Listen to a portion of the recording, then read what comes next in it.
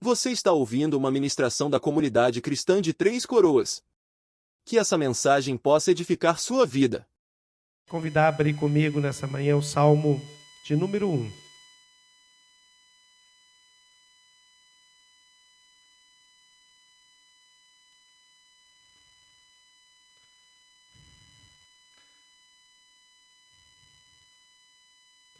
Eu gosto de sempre nós podermos voltar a textos que trazem com muita clareza. Eu creio que é um dos textos que traz mais claro o destino daqueles que creem e o destino daqueles que não creem. Para nós observarmos, né? Que nem eu também gosto assim quando a gente olha o fruto da carne e o fruto do espírito. São parâmetros que é como a gente poder olhar no espelho e se enxergar, porque são textos muito claros que nos ajudam, né? Nos ajudam a trazer para nós. Eu creio que sempre vai ter revelação para esses textos, né? Sempre vai ter revelação. Deus vai estar acrescentando, mas são textos que nos ajudam a ver com bastante clareza o destino do ímpio e o destino daqueles que creem. Eu passo a ler. Bem-aventurado o homem que não anda no conselho dos ímpios, não se detém no caminho dos pecadores, nem se assenta na roda dos escarnecedores. Antes, o seu prazer está na lei do Senhor, e na sua lei medita de dia e de noite. Ele é como a árvore plantada junto à corrente de águas, que no devido tempo dá o seu fruto, e cuja folhagem não murcha, e tudo quanto ele faz será bem-sucedido. Os ímpios não são assim. São, porém, como a palha, que o vento dispersa. Por isso, os perversos não prevalecerão no juízo, nem os pecadores na congregação dos justos. Pois o Senhor conhece o coração dos justos, mas o caminho dos ímpios perecerá. Senhor, nós queremos nos sujeitar aqui à Tua vontade, Senhor, à Tua revelação.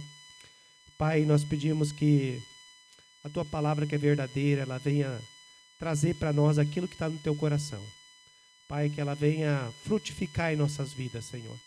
Pai, nós esperamos de Ti também, Deus, que Tu traga a essência daquilo que Tu espera que nós façamos.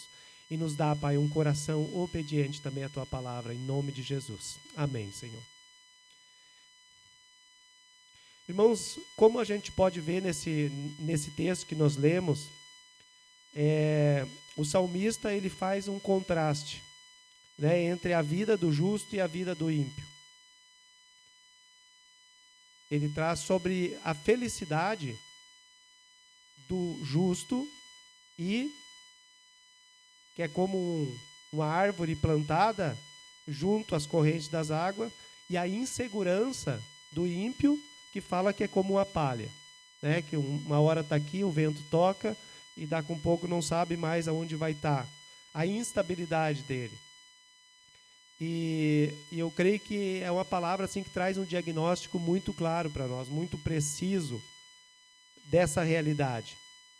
Mostrando que se nós pegarmos dois homens, duas mulheres, duas pessoas que andarão em dois caminhos diferentes e terão dois destinos diferentes. Primeiro nós vamos olhar um pouquinho então a felicidade do justo. Ele começa dizendo bem-aventurado. Ele está falando de algo assim, de uma felicidade, de uma grande felicidade. Não é alguém que é pouco feliz, aqui está falando de uma bem-aventurança, né? De uma tradução de quem é muito feliz. E é bem provável que 99,99% das pessoas do mundo querem ser felizes. Pode ser que algum doido tenha o prazer de não ser feliz, mas buscam a felicidade. Todos buscam a felicidade, né? Muitos buscam acrescentando, às vezes estudando bastante, trabalhando bastante, né? Muitos já têm um entendimento e sabe que a felicidade duradoura, eterna, só Cristo pode dar, e já desfruto disso, mesmo em meio às grandes dificuldades, isso não impede de sermos felizes, porque o Senhor, quando Ele diz que as tribulações vão vir, e ao mesmo tempo Ele diz que é muito feliz aquele que anda nos caminhos do Senhor, que não para ali, que não está na roda. Então, quer dizer, a forma, eu diria, da felicidade, se nós olharmos, a gente encontra aqui nesse salmo. A forma da felicidade, né, é andar nos caminhos do Senhor, é estar com o Senhor. E esse é um salmo que provavelmente a maioria de nós ouviu, né, porque é um salmo de conselho. Provavelmente todos já ouviram algum dia dos pais: te cuida com quem tu anda, olha onde tu vai, né? Tu tá saindo, com quem tu vai, que vai fazer. É um conselho bem baseado nesse salmo. Ditados que diz, dize com quem andas, que tu vai, né, saber quem tu és, ou que as más companhias corrompem os bons costumes.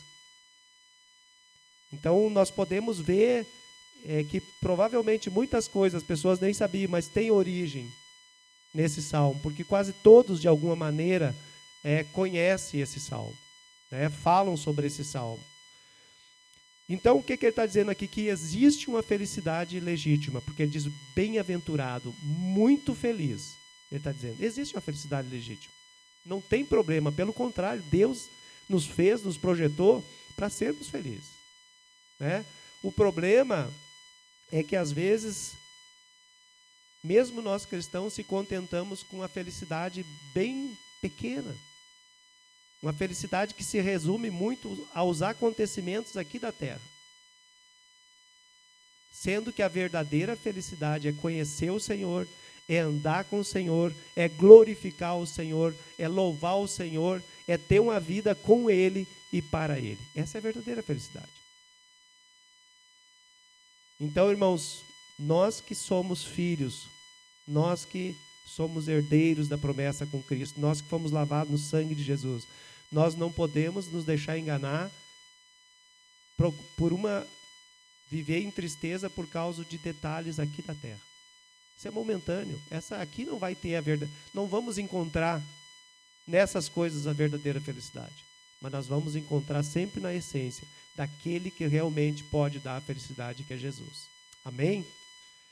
Então, primeiro, nós vamos olhar assim, observar um pouquinho, perceber que nós somos e podemos ser felizes por aquilo que nós não fizemos.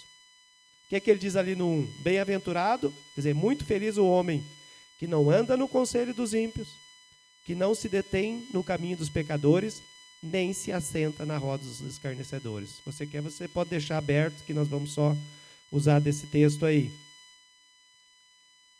Aqui nós podemos ver assim, que ele divide em 3 grupos, né? Ímpios, pecadores e escarnecedores. E também ele fala, primeiro é tipo assim, é ouvir, né? Andar um pouco junto. Depois ele fala de parar, já ter um tempo maior, e depois já se fala de sentar numa roda e ser um com ele, ou com eles.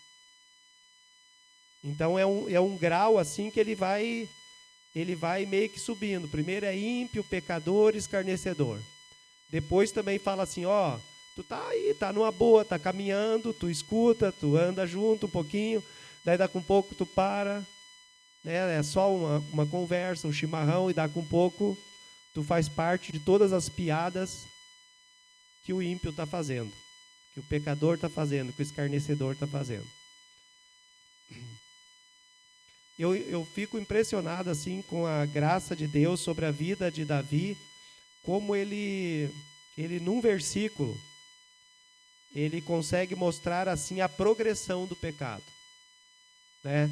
O fato de tu dar uma ouvida, o fato de tu parar e o fato de tu já participar daquilo ali.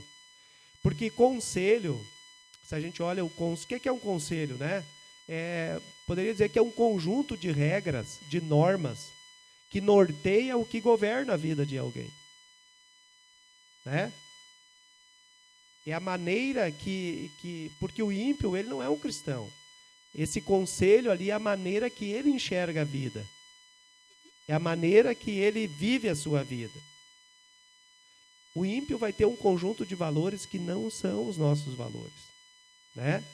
Pode ser um conceito de levar vantagem, pode ser um conceito de dizer tem que aproveitar a vida agora, né? Muito talvez para os jovens, está na época, está no tempo, tem que aproveitar. Às vezes é ir atrás dos prazeres que a vida oferece, ou procurar a felicidade nas riquezas, no poder, na fama, no sexo, nas aventuras. O ímpio normalmente procura a felicidade nessas coisas, porque ele não conhece, ele não tem o Senhor, não tem a felicidade que vem do Senhor. O salmista está dizendo assim, irmão, nós precisamos escutar, se você quer ser feliz, não ande nesse conselho. Não pegue esses conselhos. Não viva nesses conselhos. Se nós formos, irmãos, andar nesses conselhos que o mundo aprova, o resultado vai ser aquele que diz no final do texto lá, vamos perecer. Em nome de Jesus, não, né, irmãos? Nós somos salvos pela graça, vivemos nisso, mas essa palavra ficou para nos alertar, ficou para alertar aqueles que não conhecem. Então, nós não devemos andar nesse conselho. Segundo ponto, é o se deter, é o parar. Porque às vezes você acha que não, né? Não acontece nada. E dá com pouco se é fisgado. Né? É que nem o peixe ali. Dá com pouco é fisgado. Porque a gente pode ver assim, eu diria 3 elementos. Né? Nós temos o mundo, o sistema, nós temos a carne, a natureza pecaminosa, e nós temos o diabo. Dá com pouco se vê uma cena, a natureza humana quer participar disso, e o diabo cuida de fazer o atrativo para isso. E acaba colocando um laço ali. Então o autor está dizendo, não pare. Porque você tem chance de ser fisgado. E eu creio que é importante, irmãos, a gente cuidar com o relativismo. Que é isso? Os outros também, sabe? Os outros fazem, está tudo bem. É só ali. E às vezes pode até citar texto, mas Jesus, ele fez isso, né, com os pecadores. Claro, mas Jesus tinha um objetivo claro. É isso sim. Claro que o texto não está dizendo para nós não ministrar, não pregar, não conversar. Nós precisamos muito, muito, muito mesmo, mas com um objetivo claro. Nós direcionamos, nossa intenção precisa ser fisgar e não correr o risco de sermos fisgados, né, nesse sentido. E terceiro lugar, é bem-aventurado aquele que não assenta na roda dos escarnecedores. Porque é uma progressão, irmãos. Ninguém começa a ser um escarnecedor. Se você olhar de pessoas que conhecem, ele era um ímpio, simplesmente. Aquele cara que não conheço Deus, mas daqui a pouco ele começou a pecar deliberadamente. Pouco tu percebe que ele começou a andar numa vida de acordo com a sua vontade, e só depois que daqui a pouco ele vai se tornar um zombador de Deus, um escarnecedor, aquele que critica, aquele que desafia, aquele que não tem temor nenhum. Então, o começo é atitude de ímpio, depois é pecar deliberadamente, e depois é começar a zombar de Deus, é começar a escarnecer de Deus. E ele está dizendo, cuidado, não sente nessa roda. Não participe disso. Porque daí, nessas alturas, a pessoa já faz parte do time. Ele já não é mais alguém comum quando chega a esse ponto. Porque o ímpio em si, ele não quer dizer uma pessoa, falando do ímpio, às vezes depravada, né? Ele pode ser uma pessoa legal. Ele pode ser uma pessoa aplaudida. Ele não tem Deus, ele não crê em Deus. Ele pode ser um bom advogado. Ele pode ser um bom médico. Ele pode ser um bom professor. mas ele nunca vai levar os valores de Deus a sério, porque ele não conhece o Senhor. Ele pode ser bem considerado na sociedade. Ele vê a vida, o ímpio vai sempre ver a vida sem o toque de Deus. Ele não vai ter o conhecimento que antes da fundação do mundo o Senhor já nos chamou. Ele planejou tudo. E tantas coisas que a gente pode escrever. Ele não vai ter isso.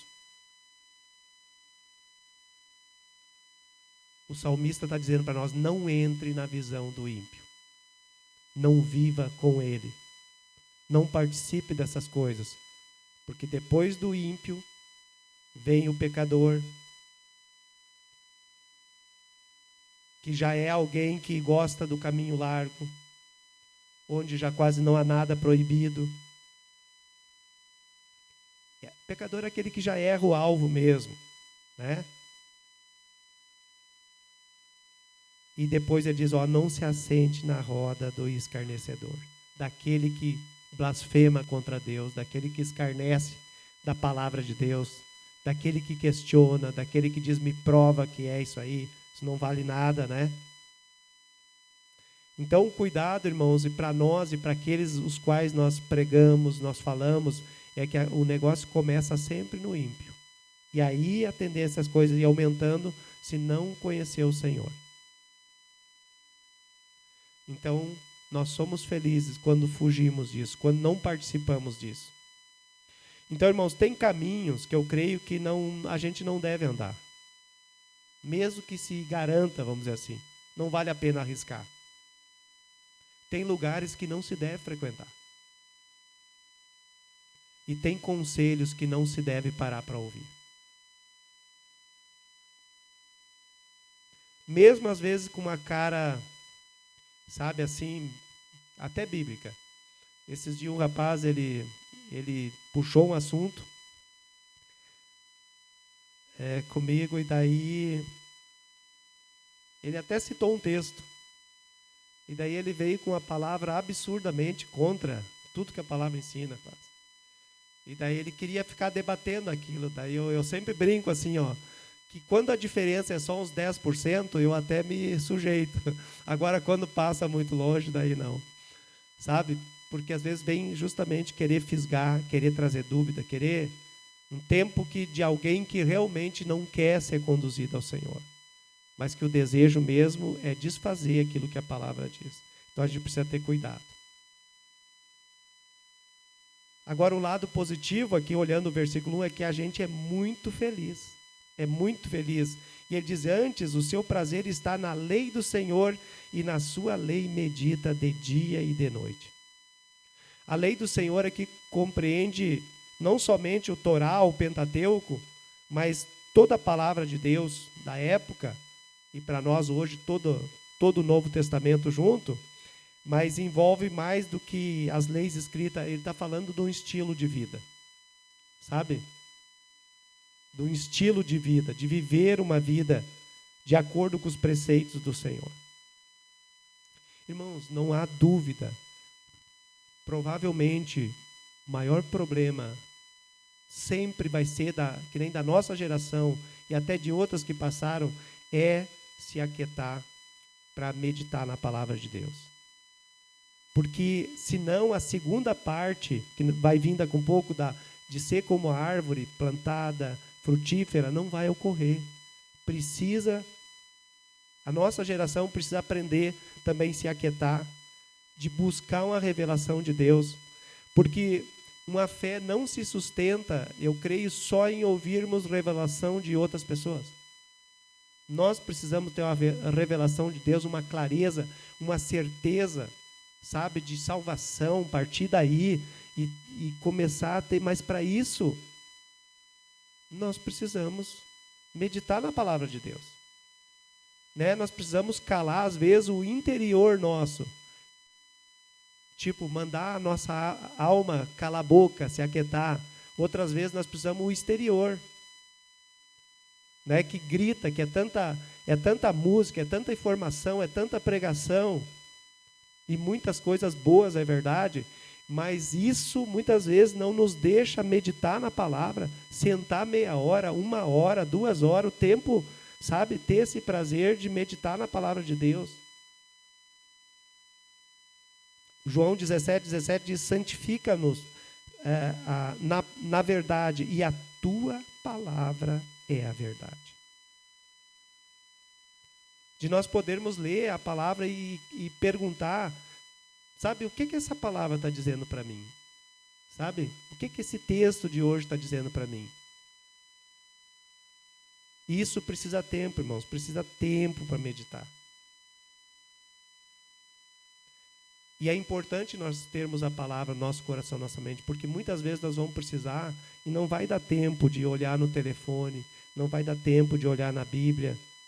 Tu está trabalhando na tua empresa, na empresa que trabalho que Deus te deu, e cada um de nós, quando trabalha, é pago para trabalhar, não é para, com todo o respeito, às vezes dizer, eu orei 20 minutos no banheiro, creio que isso não acontece com nenhum cristão, mas é para trabalhar mesmo. Então, mas a nossa mente, o nosso coração pode estar cheio da palavra, deve estar cheio da palavra. Acho que um dos exemplos que mais nós conhecemos e que é base para isso foi Jesus. Quando ele foi questionado pelo diabo lá no deserto, ele não argumentou nada pessoal. Tudo está escrito. Mas isso aqui tu faz. Está escrito aqui também. Está escrito. Sabe? Isso é um rema para nós. É uma direção para nós. Porque senão muitas vezes a gente esperneia. Eu era muito assim, às vezes também, tipo, quando alguém vinha com alguma coisa, eu achava que eu tinha que dar uma resposta. Nós não temos que dar uma resposta, nós temos que dar a palavra. Não estou dizendo que o testemunho não é importante, não estou dizendo que aquilo que aconteceu com nós não serve de ajuda para outros também. Mas nós precisamos buscar dar simplesmente a palavra. Foi o que Jesus deu. Foi o que resolveu a situação.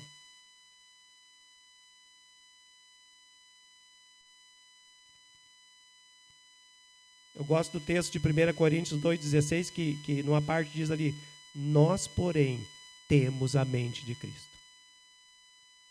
Há uma vida de Cristo em nós. E isso vai gerar atitudes de Cristo.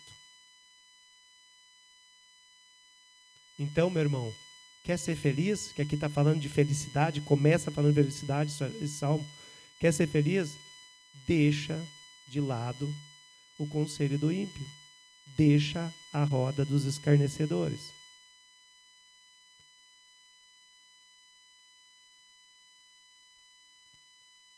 Se enche da palavra de Deus. Medita nela dia e noite.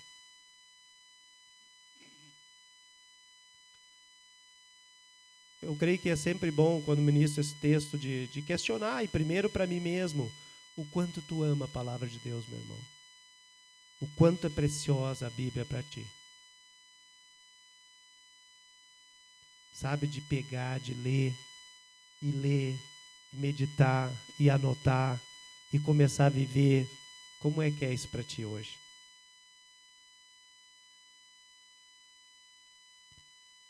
No Salmo 19:10 diz, a tua palavra é mais preciosa que muito ouro, olha a comparação, muito ouro depurado, e mais doce que o mel e o destilar dos favos.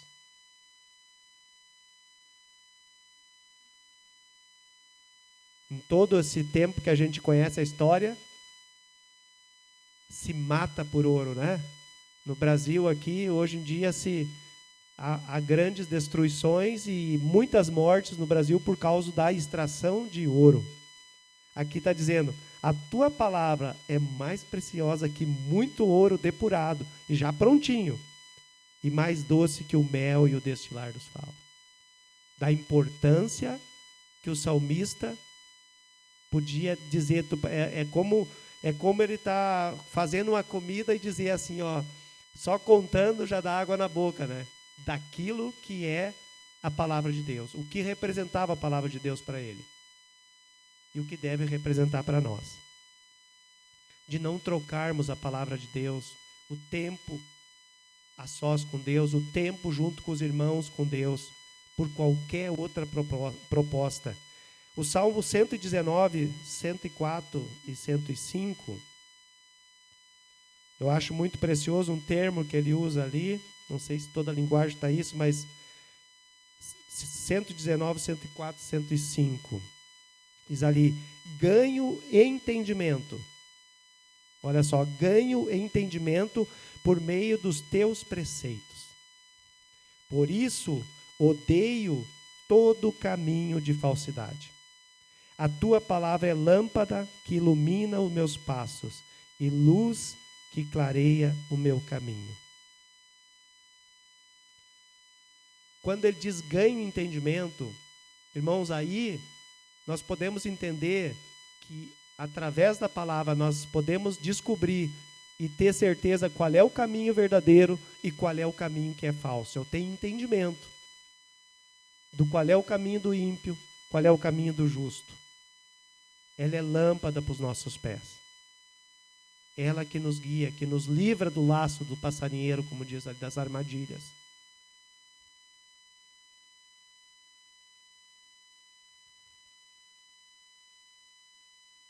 Então, irmãos, nós somos felizes por aquilo que nós evitamos e por aquilo que nós fizemos. Nós somos felizes quando não andamos no conselho do ímpio, quando não nos assentamos com ele, e nós somos felizes quando bebemos da palavra de Deus, quando meditamos na palavra de Deus.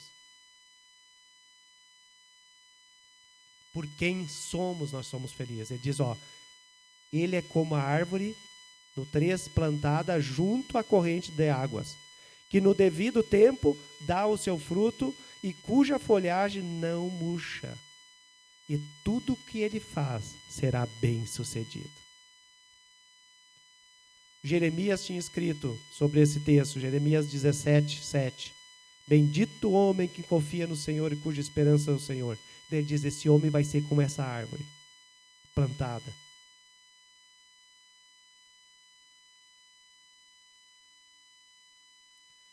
É importante, irmãos, que a vida de Cristo em nós, ela nos alimenta, mas ela nos leva a frutificar.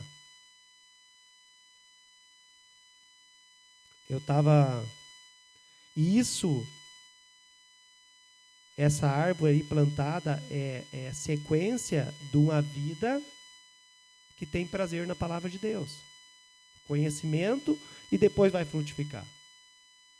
Eu estava lendo uma palavra até que o irmão Sérgio me encaminhou ali, e um irmão contando assim que ele vê isso como um tempo.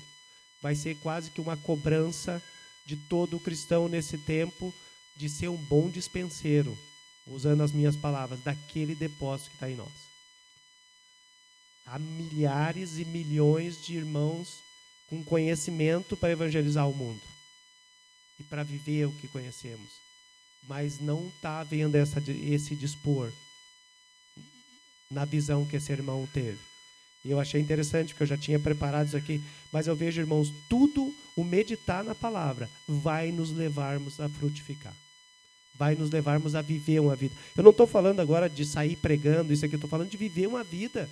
Porque só o fato de vivermos uma vida que nós recebemos de Cristo e que nós meditamos na palavra e que confere com a palavra, vamos ser cartas vivas para aqueles que precisam ver. Não pense que eu estou falando de que tem que cada um ir para um canto e pregar. Se Deus chamar, amém. Mas eu creio, irmãos, que falta um dispor em nós. Às vezes a gente precisa conhecer tanto. Conhece um salmo, conhece texto, conhece tanto. E às vezes nós somos intimidados achando que isso não é o bastante para nós falarmos de Cristo. Precisa ser vencido isso. Creio que essa é a expectativa no coração de Deus. Sabe, que a gente faça isso. Quando a gente olha para esse texto, eu sempre lembro, os mais velhos, pelo menos todos, acho que ouviram a história, quando os evangelistas vinham e pregavam, que um tinha pregado numa aldeia lá, e os caras nunca tinham ouvido sobre a palavra. E que pregou à noite, e no outro dia de manhã, o índiozinho, estava montando no cavalo lá para ir, e ele perguntou, onde é que tu vai? Ele disse, não, eu vou pregar na outra aldeia. Daí ele disse, mas tu só viu ontem? Ele disse, sim, eu vi, eu já sei um versículo, mas não sabe nenhum. Então, irmãos, eu sei que não é algo natural que precisa acontecer em nós, mas é algo do Senhor. E esse algo já está em nós. A graça que nos faz uma dinâmica, é a mesma graça que nos acomoda, que nos dá certeza da salvação, que nos impulsiona para pregar o Evangelho. Então, pode ver que diz que nós somos como uma árvore plantada junto às águas. Qual é as águas? É Jesus, é Deus, é a vida dele em nós, que as folhas não murcham e no devido tempo dá o seu fruto, né? E tudo que faz será bem sucedido. Então isso é uma promessa para nós, isso está falando sobre nós. João 15:8 diz assim: nisto é glorificado meu Pai, em que deis muito fruto, e assim vos tornareis meus discípulos. João 15:8. Nisto é glorificado meu Pai, em que deis muito fruto, e assim vos tornareis meus discípulos. Uma maneira de glorificarmos a Deus é espalhando a palavra dele, né? Sermos testemunhas. Então, dar fruto é uma característica normal dos filhos de Deus. Não é, tipo assim, quase que se assustar, nossa, mas olha como aquele lá está pregando. É normal, seria natural de todo filho de Deus dar fruto. O Paulo disse para o Timóteo lá, prega a palavra, insiste. Quer a situação esteja confortável para isso ou não. Exorta, esclarece, claro, com longanimidade. Faz isso.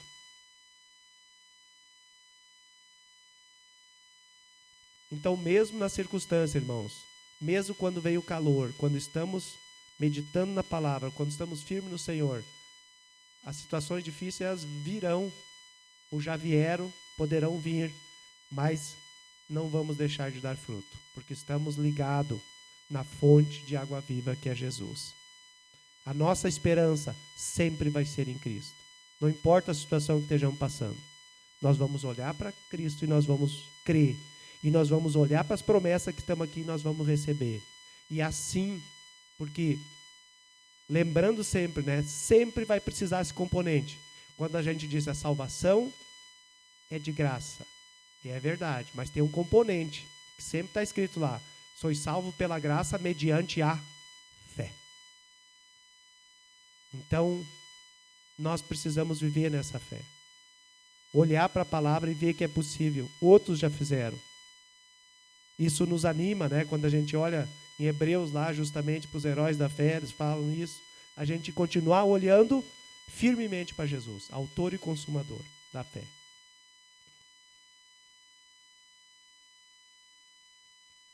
E tem a promessa de tudo quanto faz ali será bem sucedido, será abençoado. Então, irmãos, guarda isso no teu coração. Eu e você e eu, nós que estamos aqui somos essa árvore. Amém? Que bebemos da fonte, que somos chamados a dar fruto. Porque a vida de Cristo está em nós. Não é porque nós somos bons e nem é porque somos gago como Moisés que não podemos dar o fruto. Ele vai dar porque nós estamos ligados na fonte. É isso que vai gerar o fruto. Essa é a graça de Deus em nós. Agora ele vai constatar, vai contrastar com o justo e o ímpio, né? Ver o que é que acontece com um e o que acontece com o outro. Porque pode ser que quando a gente olha para o mundo, a gente pensa assim, poxa, o ímpio está ganhando, né? Está levando vantagem. Principalmente se você começar a avaliar, às vezes, bem materiais. Pá, mas como aquilo lá está indo bem? Pá, mas não sei o quê. Mas o ímpio, ele não é assim como o cristão que é uma árvore frutífera. Tem que lembrar que o ímpio é como uma palha seca. Esse é o contraste. A estabilidade de uma árvore que nós conhecemos, ela pode ser arrancada, mas é em raras exceções. Ela balança, vai para vários lados, né, com o vento, e as raízes sustentam. Agora as folhas, que o ímpio é comparado, bateu o vento, a palha ela vai, e o único destino ela só vai parar provavelmente quando for queimada, né? Que é para isso que ela vai servir. Eu sempre lembro, uma vez, eu acho que eu já trouxe esse exemplo aqui que eu falei, que os mais velhos conhecem, aí quando usam peneira para abanar alguma coisa, né, principalmente feijão, alguma coisa, aí tu joga para cima e normalmente só cai o grão e a palha se dispersa, né? A palha vai saindo, e assim é o ímpio. E ele diz no versículo 5, os perversos não prevalecerão no juízo. Eles serão condenados. Todos, a palavra, né, fala de juízo, fala que vai separar uns para a direita, outros para a esquerda. Aí não vai adiantar a vantagem de ser esperto, não vai adiantar muitas coisas que fez, que explorou, que oprimiu, e nada lhe aconteceu. Mas um dia vão ter que encarar um justo tribunal de Deus. E o critério ali, irmãos, é a verdade. Sempre vai ser a verdade. O critério é ser lavado pelo sangue de Jesus. O critério é reconhecer e receber a obra redentora que Jesus fez na cruz por cada um. Então lá, quem não reconheceu não vai prevalecer a esse julgamento. Vai estar encrencado e vai estar condenado. Mateus 7:23, né, que fala dos que praticam a iniquidade, apartai-vos.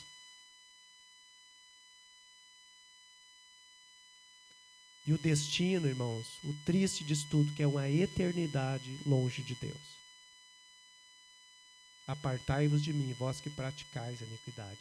Está falando daqueles que deliberadamente, daqueles que escarnecem, daqueles que não quiseram ouvir.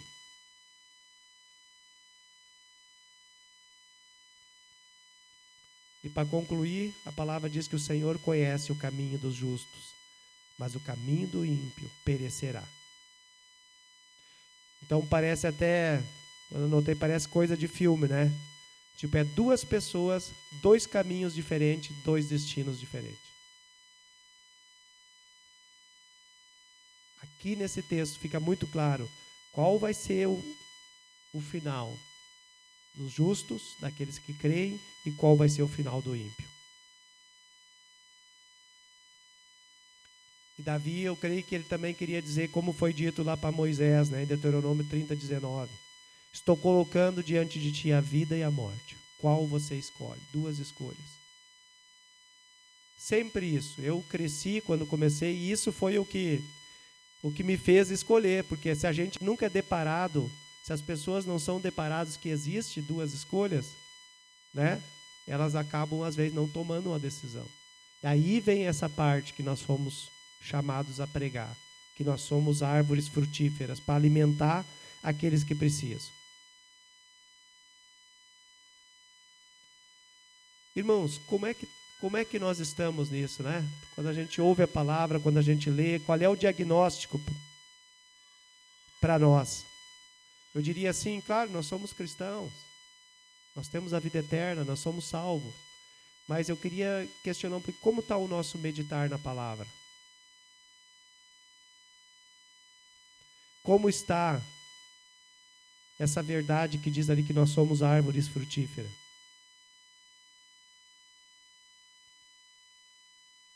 Porque se a gente vai olhar, não anda no conselho do ímpio, né? Não senta na roda dos escarnecedores, até aí tudo bem.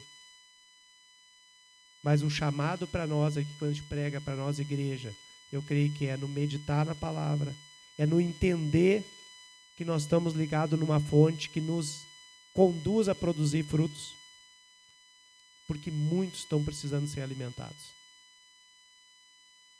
Então, frutificar, irmãos, é um ato normal, natural de todo aquele que nasceu do alto, de todo aquele que tem a vida de Cristo em si.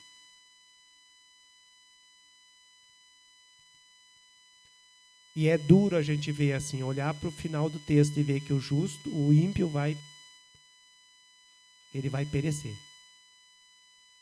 E aqui acho que é bom a gente lembrar que nós somos chamados a sermos os atalaias, aqueles que avisam, que diz existe dois caminhos, existe uma vida diferente dessa que está levando.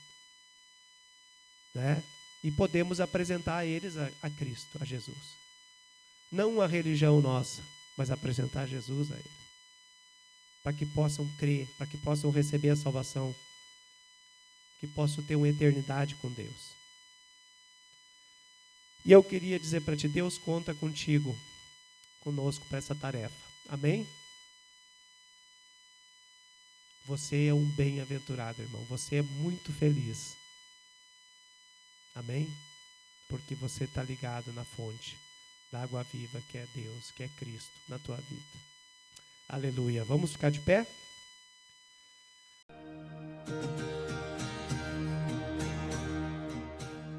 Você acaba de ouvir uma de nossas ministrações. Esteja conosco em nossas reuniões e siga-nos em nossas redes sociais. Que Deus te abençoe.